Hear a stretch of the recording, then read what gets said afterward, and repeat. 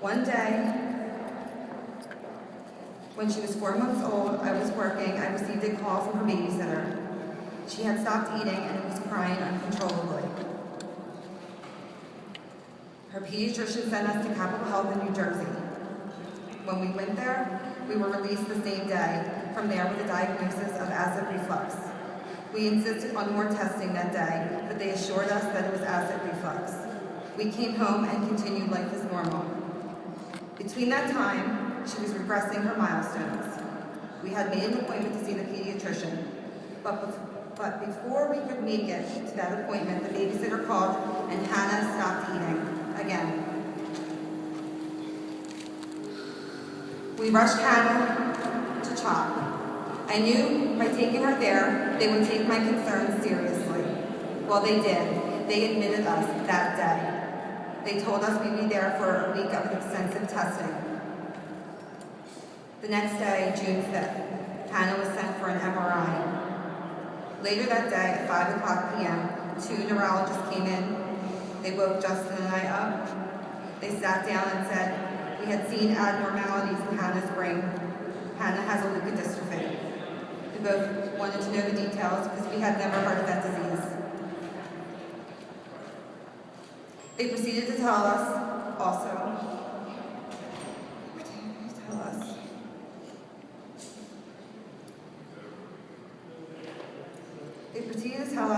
if that wasn't bad enough, that they had more bad news. They said they believe that she has Krabbe disease, which is the worst form of leukodystrophy. They said the life expectancy is 13 months to 2 years. Justin went to a corner on his knees crying. I fell to the ground crying near Hannah. Justin proceeded to ask if there was a cure or a treatment. They told us it was too late because Hannah has had symptoms. They told us there was nothing more they could do for us. At 5 months old, Hannah was sent home with Valium and Tylenol. Between all this, we had to tell Hannah's older sisters.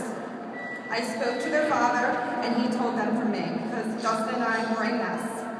About an hour after talking to him, Justin and I got the call we were dreading. It was from Hannah's sisters.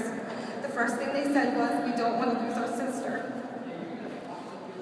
We talked them through it, and they've been strong little ladies since then. We found a doctor in Pittsburgh who specializes in Krabbe disease. They put Hannah on different medication, help us better understand the disease. We have direct contact with them 24/7. We will be traveling to Pittsburgh every 3 months. We do have to drive because Hannah needs to fly. The last 4 months have been a roller coaster. I went from a full-time account manager at my job of 14 years to a nurse. We have went from 2 incomes to 1 income.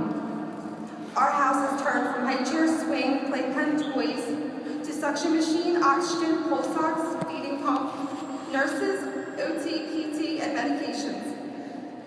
Hannah will never walk, crawl, talk, smile, laugh, or play ever. When Hannah is crying, the natural instinct is to pick up a baby, and she will stop. Not with Hannah, because at times she cries harder. Her sight is going. She at times has silent seizures. She has apnea, which means she can take as little as 4 breaths in 1 minute.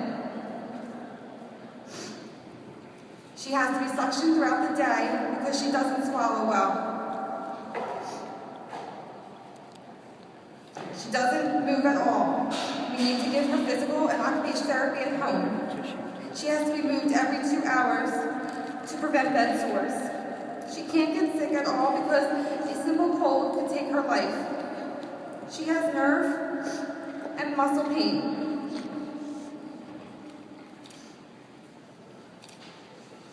Most parents with babies Hannah's age are planning their first birthday parties. I can't help but wonder, will we be planning her funeral? All this could have been prevented by a simple blood test at birth. By the time most babies are diagnosed with this disease, it's too late. Hannah is a strong, beautiful baby girl who doesn't deserve to lose her life at such a young age. We will continue to fight for Hannah and this horrible disease. We have been spreading awareness by newspapers, fundraisers, and by our Facebook page that has over 10,000 likes in 4 months. That's pretty amazing.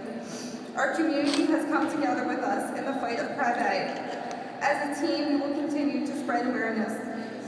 We have a lot of hope for Hannah, and we pray for a miracle for our angel.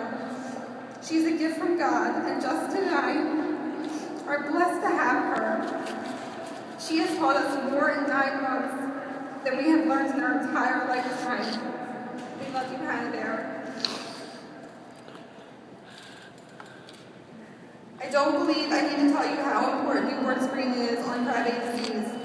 As you listen to my story, that was the explanation enough. This disease isn't so rare. More and more babies are becoming affected with this disease. If we can save a baby's life through a screening, I think that would be absolutely amazing.